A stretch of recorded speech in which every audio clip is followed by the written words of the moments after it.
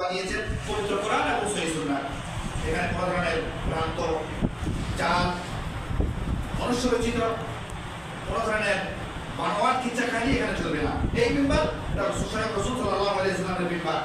এই মিম্বারকে আমরা খেয়ানত করে ফেলি, এই মসজিদকে আমরা খেয়ানত করে ফেলি, যেখান থেকে তাওহীদের মর্মবাণী প্রচার প্রসার হওয়ার কথা, যেখানে পবিত্র কোরআন ও সহিহ সুন্নাহ প্রচার প্রসার হওয়ার কথা, সেই মিম্বারকে আমরা ব্যবহার করি নিজেদের স্বার্থ সিদ্ধির জন্য, দুনিয়ার মান মর্যাদা অর্জনের জন্য, দুনিয়ার খ্যাতি অর্জনের জন্য, কোরআন সুন্নাহকে পিছিয়ে দিয়ে।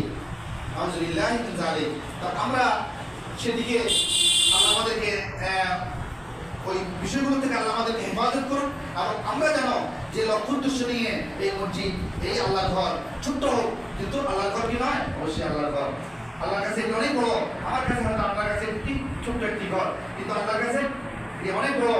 যে কেননা পুরা জমিনে, আল্লাহর জমিনে যদি একজন যদি তাওহীদবাদী হয়, তাহলে আল্লাহ রাসূল সাল্লাল্লাহু আলাইহি ওয়াসাল্লাম বলেছে আল্লাহ এই দুনিয়াকে কি করবে, এখন তখন পর্যন্ত কি রাখবে, ধ্বংস করবে না, কিয়ামত হবে না।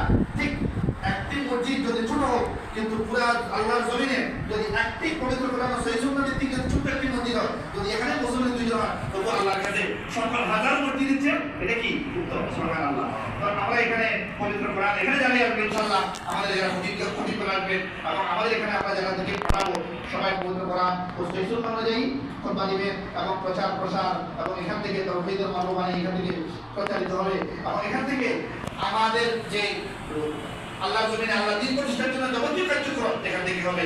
এখানে সাপ্তাহিক তালিম হবে, এখানে দাস হবে, এখানে সব বাদে ফজর পবিত্র কোরআন থেকে তাফসীর হবে, এবং বাদে আসর বা বাদে এশা এখান থেকে হাদিস অধ্যয়ন করা হবে।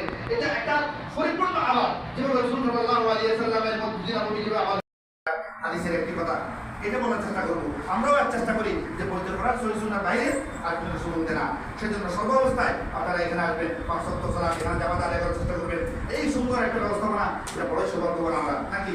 মাশাআল্লাহ, আলহামদুলিল্লাহ, আমরা বড়ই সৌভাগ্যবান। আল্লাহ আমাদেরকে